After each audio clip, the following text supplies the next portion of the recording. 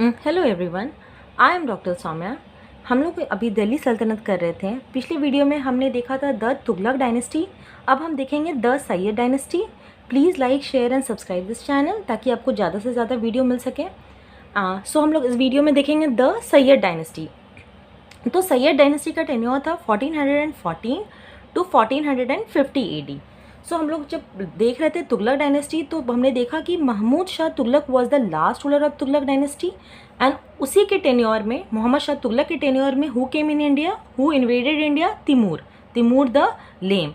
And when he was returning to central Asia, जब वो central Asia जा रहा था, he left his nominee Khizr Khan को छोड़ दिया। And this Khizr Khan only led the foundation of the Sayyid dynasty. तो हम अब सैयद डायनेस्टी स्टार्ट करते हैं। तो सबसे पहले आती है ये Khizr Khan ruled from 1414 to 1421 AD. So Timur's nominee captured Delhi. He also captured Delhi and proclaimed as new sultan. ये सुल्तान बन गया and he was the first of the Syed dynasty. मैंने पिछले वीडियो में भी कहा है, जो भी डायनेस्टी उसका फर्स्ट एंड लास्ट रूलर को ज़रूर ध्यान में रखें। एग्जाम में क्वेश्चंस आते हैं से डायरेक्टली, चाहे वो स्टेट PCS हो या फिर UPSC एग्जाम्स हो, डायरेक्टली ये क्वेश्चंस पूछ लिए जाते हैं। तो जितने भी डायनेस्टी हैं सबके founder and who was the last king, please keep in mind. So सबसे पहले रूलर थे Khizr Khan and Mubarak Shah succeeded Khizr Khan. So what Mubarak Shah did, he succeeded Khizr and he had successful expedition against Mewatis, Katihars and Gangetic Doab. Doab क्या है, पिछले वीडियो में भी मैंने बताया है। दोआब इज द एरिया और the region between the two rivers and he was killed by the nobles of his own court. उसके बाद आता है मोहम्मद शाह। तो नोबल्स ने मुबारक शाह को किल करके मोहम्मद शाह को थ्रोन पे डाल दिया, बट वो भी ज़्यादा दिन सर्वाइव नहीं कर पाया because in fighting among nobles in his court, मतलब नोबल्स फाइट करते ही रहते थे। एंड इसके बाद लास्ट किंग जो यहाँ आता है, लास्ट सैयद किंग, वो है आलम शाह। तो इम्पॉर्टेंट है, पहला किंग है खिज्र खान सैयद डायनेस्टी का और आलम शाह है लास्ट सैयद किंग। तो वो कब आया? इन फेवर ऑफ, इसके बाद क्योंकि हम देखते हैं क्या, लोधी डायनेस्टी शुरू हो जाता है। जब हम लोधी डायनेस्टी देखेंगे शुरू होते हुए, तो बहलोल लोधी पहला रूलर है जो जिसने फाउंडेशन दिया है लोधी डायनेस्टी का। तो आलम शाह लास्ट रूलर था सैयद डायनेस्टी का और इसके साथ ही हमारा लोधी डायनेस्टी शुरू हो जाता है। So will see the Lodhi dynasty. Lodhi dynasty का टेन्योर था 1451 टू 1526 AD। सो बहलोल लोधी ये ही थे founder. He only founded the Lodi dynasty, very important, in 1451. He ruled from 1451 to 1488 and he was one of the Afghan Sardars. Bahlol Lodhi कौन थे? ये अफगान थे, ठीक है। And he only founded the Lodhi dynasty. Bahlol Lodhi के बाद आते हैं Sikandar Lodhi. Will see Sikandar Lodhi. Sikandar Lodhi important है because he founded the city of Agra. तो ये क्वेश्चन बहुत बार आता है एग्जाम में। तो सिकंदर लोधी इज़ इम्पॉर्टेंट क्यों? एक तो पहले इसलिए he shifted his capital from Delhi to Agra. Why? Because Agra was a city founded by him. Very important question बहुत बार आया है कि Agra was founded by which ruler? तो Agra was founded by Sikandar Lodhi. And Sikandar Lodhi कौन थे? He was the son of Bahlol Lodhi and he conquered Bihar and western Bengal. तो he was a fanatical Muslim. What he did, he broke the images of Jwalamukhi temple at Nagarkot. जो images थे Jwalamukhi temple के नगरकोट में। And he also order the temples of Mathura to be destroyed. मतलब he was a पक्का Muslim and actually a fanatical Muslim. पक्का Muslim भी ऐसा काम नहीं करेगा। He destroyed the temples and the images. तो फिर ये शायद ये जो यहाँ पे टेम्पल्स हैं यहाँ ये कम दिए हुए। He destroyed other temples also which is not mentioned here. So what he did is he introduced the गजे सिकंदरी। ये एक यूनिट है मेजरमेंट का जिसको हम क्या कहते हैं, Sikandar's yard of 32 digits for measuring cultivated feet. तो ये भी क्वेश्चन आता है कि गजे सिकंदरी किसने इंट्रोड्यूस किया? ये तो नाम से ही पता चल रहा है सिकंदर है, तो सिकंदर लोधी ही ने किया है गजे सिकंदरी। और ये भी पूछा जाता है कि उसमें कितना डिजिट्स है, तो वो 32 डिजिट है। और ये क्या था मेजर करने के लिए? फील्ड्स। तो ये and since he was also ruler तो he also wanted to improve agriculture and he was a poet and he wrote poems in Persian language under the pen name Gulrukhi.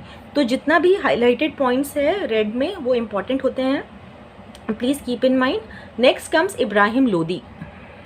अब हम देखेंगे Ibrahim Lodhi. Ibrahim Lodhi is very important why he is very important? Because he was the last king of the Lodhi dynasty, and इसी के साथ ये दिल्ली सल्तनत भी ख़त्म हो जाता है। तो he was the last king of the Lodhi dynasty and the last Sultan of Delhi. So very important, क्योंकि ये ना सिर्फ Lodhi dynasty but so Ibrahim Lodi is important for both the purpose, since he was the last king of Lodi dynasty also and the last sultan of Delhi also. Ibrahim Lodi was the son of Sikandar Lodi, Sikandar Lodi के सन थे Ibrahim Lodi. And इसी tenure में हम क्या देखेंगे कि इब्राहिम लोदी ने absolute power सुल्तान का ले लिया था, तो बहुत सारे नोबल्स इनके अगेंस्ट हो गए थे। सो इसलिए लास्ट में दौलत खान लोदी, जो कि गवर्नर है पंजाब का, ही इन्वाइटेड बाबर। तो हम जानते हैं कि इसके दिल्ली सल्तनत के बाद मुग़ल एम्पायर शुरू होता है and Babur led the foundation of Mughal empire. So जो दौलत खान लोदी है, he invited Babar to overthrow Ibrahim Lodi.